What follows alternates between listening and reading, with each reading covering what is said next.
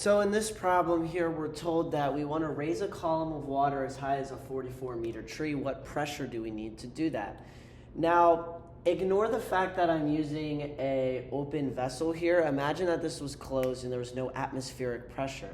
Okay, I'm asking you purely what pressure you need to apply to raise that column up, the 44 meters. Now, this is a quite simple calculation, although if you're clicking on this video, maybe it's not so obvious, and I want to explain it to you. So just give me a second.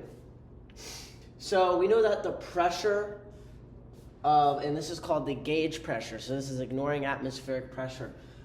Pressure of a liquid is equal to the density of that liquid times gravity. So if you're on the moon, it would be lower. If you're on Earth, it's 9.81 meters a second. And then how high are you trying to raise that column, right?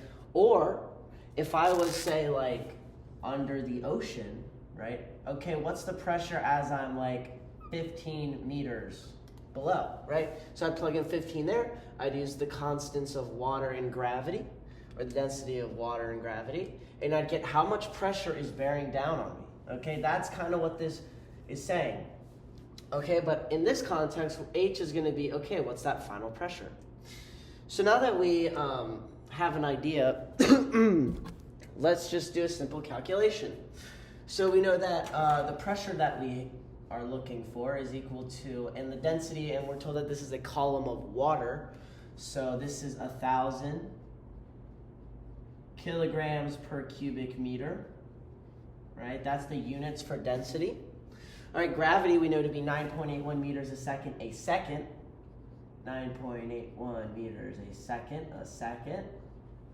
Okay, and then the height of the column of which we're trying to obtain is 44 meters. So we'll say 44 meters, okay?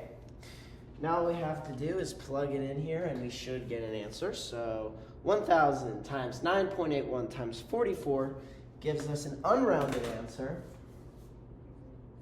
of 4.31640. And what are the units here? So we have a kilogram per meter cubed, and this, so if we multiplied these together, we would get kilogram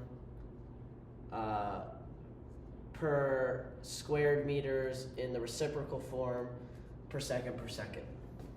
We multiply that by meters, we'll bring down this by 1, so we'll get kilograms per reciprocal meter per reciprocal second squared.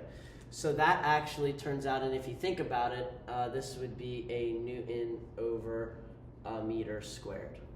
Okay, so that's what pressure is measured in, right? Because if we were to multiply it by a meter, we get 0 meters, and then we multiply it by another meter, we get up to a Newton. So it's just a Newton divided by square meters. Okay, so that's our unrounded answer. We know that this is also equal to a Pascal, all right? 1 Newton per meter squared is a Pascal, right? And this is also, the unit should make sense here because it's a Newton, which is a measure of force over area, right? So that is indeed pressure. Force over area, meter squared is an area. Okay, I'm kind of just yapping. Let me just shut up now. So this is Pascal, a Newton over a meter squared. So we identified that.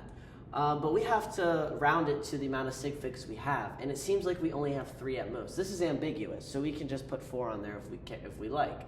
I'm going to see that we have 2 here, and we'll just round it to sig figs. So 4.3 times 10.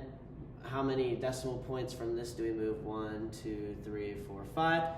4.3 times 10 to the 5th pascals. And you could also convert that to kilopascals by dividing by 1,000.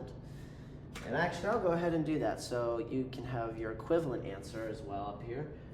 430 kilopascals. So that's our answers here. 4.3 times 10 to the 5th pascals is what you would need without the atmospheric pressure to raise that column 44 meters, or you need 430 kilopascals. Hope you guys enjoyed. If you did, please drop a like, subscribe. I would greatly appreciate it, and have a wonderful day.